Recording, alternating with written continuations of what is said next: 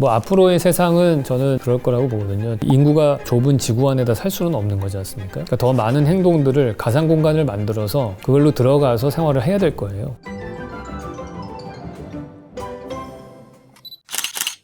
네, 안녕하세요, 왓슨 여러분. 이번 시간에는 증강현실에 대해서 좀 얘기를 해보려고 합니다. 제가 얼마 전에 광화시대라는 곳을 경험을 해봤거든요. 그래서 광화문에 가서 증강현실에 대해서 이렇게 체험을 하는, 게임도 하고 하는 것들을 해봤는데, 인류가 태어나고 나서부터 수십만 년 혹은 수백만 년 동안에 경험해온 것들은 다 오프라인 공간밖에 없어요. 현실이라고 우리가 부르는 것들. 최근 들어서는 우리가 가상현실이라는 걸 만들었죠.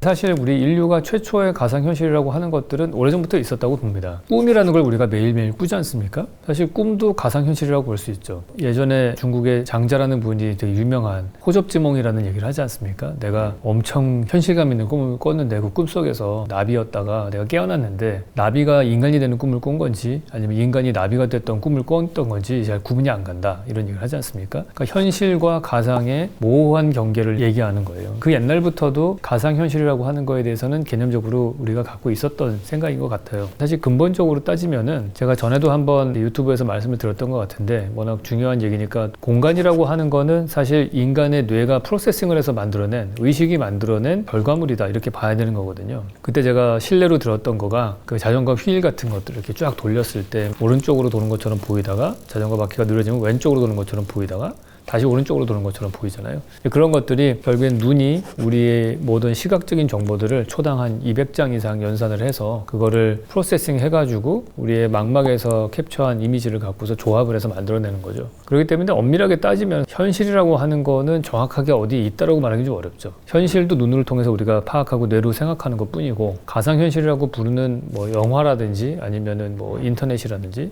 여러 가지 게임 같은 것들도 사실 또 우리가 시각적인 경험을 통해서 만들어내는 거기 때문에 둘 다 사실 의식의 결과물입니다. 그래서 예전에 제가 90년대쯤인가에 제가 석사 과정을 할 때의 주요 논문이 그 얘기였어요. 제가 논문 제목이 인포텍처라고 불렀습니다. 인포메이션 아키텍처의 합성어예요. 우리가 보는 아키텍처라고 하는 것들이 사실은 물질이나 이런 걸로만 접근을 하는데 실상은 인포메이션의 프로세싱일 뿐이다, 이제 그런 얘기였습니다. 완전 뇌피셜이죠. 거의 뭐 참고 소속도 거의 없습니다. 그 논문에서 제가 얘기하고 싶었던 거는 사람이 공간을 파악을 할 때 세 가지 종류의 정보를 프로세싱한다, 그렇게 얘기를 했어요. 일단은 우리가 볼 수 있는 이런 보이드 공간들이죠. 우리가 인체가 움직일 수 있는 빈 공간들, 그 빈 공간을 우리가 의식하기 위해서는 솔리드한 건축물이 들어가야지만이 그 빈 공간이 프레임이 돼서 우리가 느낄 수 있는 거죠. 그러니까 마치 밤하늘에 이렇게 깜깜한 하늘을 보면은 엄청난 무한대의 우주 공간이 있지만은 우리는 그 공간을 의식하지는 못해요. 언제 의식하냐면 별이 거기 딱 있을 때 그때 거리감이 느껴지기 시작한 거죠. 혹은 달이 떠 있을 때. 그러니까 어떤 솔리드한 빛이 있어야지만이 그걸 인식을 할 수가 있는 건데, 일단 그 비어있는 공간에 대한 정보가 프로세싱이 돼야 되는 거고, 두 번째는 심볼릭한 인포메이션이에요. 되게 상징적인 것들이죠. 무슨 그림을 그린다든지. 그래서 알타미라 동굴 같은데 고딕 성당의 스테인드 글라스, 이런 것들이 사실은 그 그림이 있기 전과 있은 다음 그 예배당 공간의 느낌이 확 달라지잖아요. 또 하나 더 중요한 심볼릭이 텍스트가 주는 심볼이 있죠. 우리가 종로에 어떤 거리를 걸을 때 막 간판들이 많잖아요. 그 공간이 갖고 있는 스트리트나 여러 가지 것들보다도 그 간판이 주는 정보가 너무나 강하기 때문에 그러한 간판이 주는 인포메이션이 그 공간을 규정한다. 마지막으로 세 번째가 사람입니다. 사람이 제일 중요하죠. 사실은 사람이 있지 않고서는 모든 것이 인식이 안 되죠. 세상이 아무리 뭐 존재한다고 어쩐다고 하더라도 거기는 그냥 나하고 상관없는 것일 뿐이죠. 근데 내가 의식을 할 때 그때 그 비로소 세상이 인식이 되면서, 뭐 너무 철학적인 얘기라서 저는 잘 몰라요. 근데 그러니까 공간에 사람이 들어가면은 달라집니다. 그 사람이 어떤 행동을 하느냐, 거기서 얘기를 하느냐, 두 사람이 뭐 껴안고 있느냐, 아니면 무리를 져서 춤을 추느냐, 뭐 이거에 따라서 같은 공간이라고 하더라도 다르게 느껴집니다. 그래서 이렇게 세 가지 정도의 정보가 합쳐져서 이게 공간으로 나오는 거예요. 그러니까 경우에 따라서는 이 세 가지가 다 있는 경우도 있고요. 그중에 두 가지만 있는 경우도 있고, 혹은 하나만 있는 경우도 있어요. 하나만 있는 경우가 인터넷에 텍스트만 있는 경우죠. 그럴 때도 우리는 연속된 텍스트를 가상 공간으로 느낀다든지, 거기에 사람이 들어간 게 제가 그때 페이스북 같은 걸 말씀을 드렸던 거고, 뭐 여러 가지 변수들이 많습니다. 그래서 우리가 여행 갈 때 느끼는, 뭐 내가 읽지 못하는 간판을 봤을 때 그게 장식으로 느껴지는 것도 결국에는 이런 효과예요. 우리가 이런 걸 생각을 해보면은 공간이라고 하는 거는 사실은 다 우리가 의식하고 교육을 받고 과거에 경험해 놓은 것들에 의해서 투영돼서 속에서 우리가 인식하는 거거든요. 그래서 좀 불완전한 그런 아바타의 움직임이라고 하더라도 우리는 사람의 움직임이라고 파악을 하는 거예요. 생각해보세요. 우리가 고해상도 사진이 있고 저해상도 사진이 있다고 칩시다. 그러면 고해상도도 사람의 사진처럼 보이고 저해상도도 사람의 사진처럼 보이면은, 그러니까 해상도에 상관없이 우리가 사람이라고 느끼는 어떤 팩트가 있는 거거든요. 그 요소들만 만족시키면 사람으로 인식이 되는 거예요. 그러니까 우리가 화성 같은 데 가서 사람의 얼굴을 봤다. 화성 사진 이렇게 표면 사진 찍어보면 나사에서 찍은 사진에 막 사람 얼굴이 있는 것처럼 보이고 그러거든요. 그러니까 그게 결국에는 인간이 세상을 인식하는 게 얼마나 불완전한지, 그리고 얼마나 주관적인지 이런 걸 느낄 수가 있는 겁니다. 그렇기 때문에 우리가 로우 레졸루션으로 돼 있었던 그런 게임 같은 것들을 봤을 때도 우리는 거기서 현실을 느끼고 가상현실이라고 느끼고 하는 것들이고요. 거기까지가 제가 볼 때는 현실 세계와 이제 가상 세계로 막 발전이 돼 있는데, 근데 흥미로운 거는 저는 AR인 것 같아요. 증강현실. VR은 완전히 환경부터 시작해서 다 다른 세상을 만들었어요. 그리고 현실이라고 부르는 리얼리티 세상은 그냥 원래 우리가 태어날 때부터 경험했던 건데, 두 개가 이렇게 따로 놀았었거든요, 사실은. 우리가 스마트폰을 통해서 가상현실로 들어갔다가 스마트폰 내려놓으면 다시 실제 현실로 들어갔다가 이제 왔다 갔다 하는 거죠. 오프라인 공간 위에 이제 온라인 공간이 오버랩돼 있고 그 사이로 우리가 왔다 갔다 한다고 말씀을 드렸는데, AR 같은 경우에는 두 개가 더 이렇게 섞인 상태인 것 같아요. 두 개가 더 융합이 돼서 우리가 눈으로 보는 이 현실의 세상에 거기다가 뭐 예를 들어서 스마트폰을 딱 갖다 놓고서 이렇게 보면은 그 위에 다른 영상이 오버랩돼서 보이거든요. 그러니까 내가 이렇게 스마트폰 아닌 걸 통해서 광화문을 보면은 분명히 아무것도 안 보이는데, 스마트폰을 통해서 보면 그 위에 용이 날아다니고 막 그래요. 근데 그게 그냥 용이 있는 CG가 되어 있는 게임을 보는 것과는 좀 다른 느낌인 거죠. 더 현실과 가상이 좀 구분이 어렵고 더 퓨전되어 있는 그런 느낌을 받습니다. 그래서 아직까지는 이게 기술이 이 조그마한 스마트폰 모니터를 통해서만 볼 수밖에 없는 수준밖에 안 됐는데, 그럼에도 불구하고 제가 몇 번 경험을 해봤거든요. 그래서 이 광화담이라고 하는 거는 게임이었어요. 게임으로 그 시청 앞에 가가지고 잔디밭이 쫙 있는데 거기서 야구를 하는데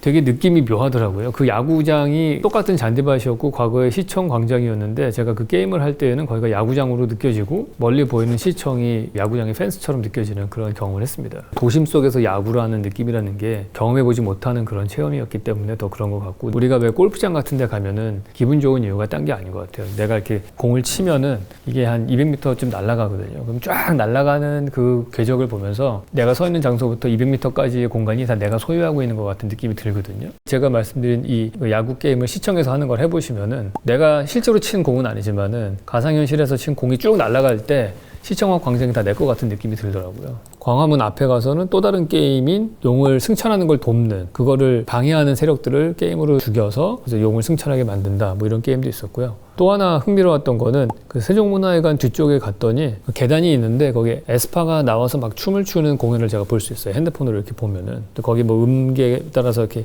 DDR 하듯이 막 내려오는데 그걸 이제 맞추는 그런 게임인데, 제일 재밌던 게 거기 가서 사진을 찍을 수가 있어요. 예를 들어서 누구 친구를 찍어주고 싶다 그러면 에스파가 딱 있고, 그 다음에 내가 들어가면 내가 에스파 아바타들하고 함께 사진 찍은 거를 제가 캡처를 할 수가 있거든요. 그러니까 가상과 현실이 정말 점점 모호해지는 그런 상황이 되는 거죠. 그리고 무엇보다 그걸 내가 기록으로 남길 수 있다는 게 되게 재미난 경험이었던 것 같습니다. 광화담이 가능한 거는 제가 설명드린 바로는 우리가 일반적으로 뭐 내비게이션 같은 걸 하면 GPS라고 하죠. 내 현재 위치를 XY 좌표를 위성으로 파악을 하는 건데, 이 여기서 쓴 거는 VPS인가요? 새로운 기술이라고 들었어요. 그래서 주변의 사진을 쫙 찍습니다. 그럼 사진을 찍으면은 주변 환경의 모습에 맞춰서 매핑을 통해서 딱 정확하게 내 위치를 파악을 하는 기술이라고 하더라고요. 그래서 훨씬 더 1인칭 시점에서 경험을 더 정확하게 싱크로를 시킬 수 있었던 것 같습니다. 그리고 그 다음으로 제가 체험했던 거는 광화수라는 거를 했는데, 아무것도 없는 공간인데 거기에 제가 핸드폰을 갖다 대면은 영상 속에 있는 그 한글의 자음과 모음이 합쳐지면서 위치가 딱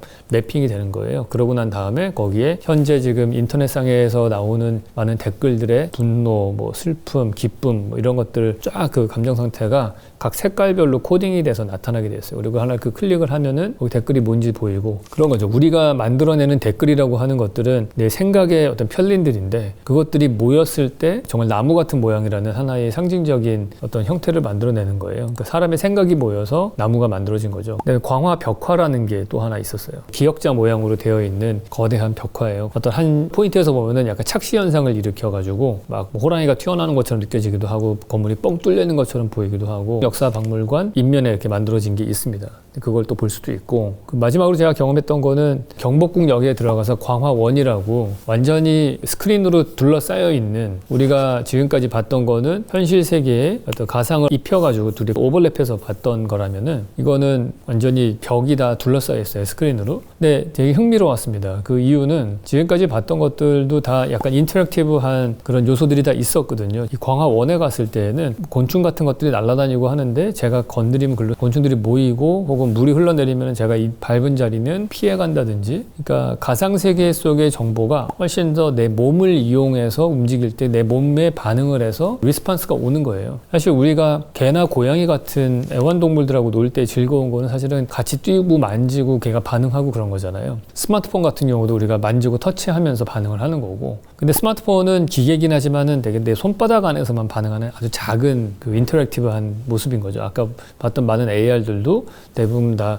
요만한 스크린 안에서만 반응하는 정도였다면은, 이거는 내 주변을 둘러싸고 있는 환경이 모션 캡처 기술로 해서 나의 움직임과 반응에 따라서 거대하게 큰 모니터 안에서의 모든 세상의 움직임을 바꿀 수 있게 하고, 그러니까 내 몸과 정보가 더 밀접하게 연결된 듯한 느낌. 우리가 스마트폰에서는 손가락 끝으로만 연결이 되어 있다면은 이 광화원에서는 내 몸 전체가 인터랙티브하게, 특히 내 발바닥이 이 스크린과 반응을 하면서 영향을 미치는 걸 느낄 수가 있거든요. 그래서 훨씬 더 재미났던 것 같습니다. 뭐 앞으로의 세상은 저는 그럴 거라고 보거든요. 인구가 거의 100억 명 정도 되는 사람이 좁은 지구 안에다 살 수는 없는 거지 않습니까? 그러니까 더 많은 행동들을 가상 공간을 만들어서 그걸로 들어가서 생활을 해야 될 거예요. 근데 어떻게 보면은 그냥 VR과 현실만 있다면 두 개의 세상은 이렇게 따로 물과 기름처럼 분리가 돼서 떨어져 살 것이고, 우리가 한쪽에 갔을 때는 다른 한쪽이 좀 더 소홀해질 수밖에 없잖아요. 그러니까 점점 우리가 VR 세상으로 들어가게 되면 현실과 너무나 동떨어지게 되는 삶을 살기 쉬운데, AR이라고 하는 거의 그 강점은 둘을 융합시켜서 한쪽 발은 현실에 두고 한쪽 발은 VR에 두는, 그래서 두 가지의 세상을 연결하는 브릿지 역할을 하는 거라고 생각을 합니다. 현실 세상을 포기하지 않고 버리지 않는 그런 계기도 될 수 있을 것 같다는 생각이 들어요. 그래서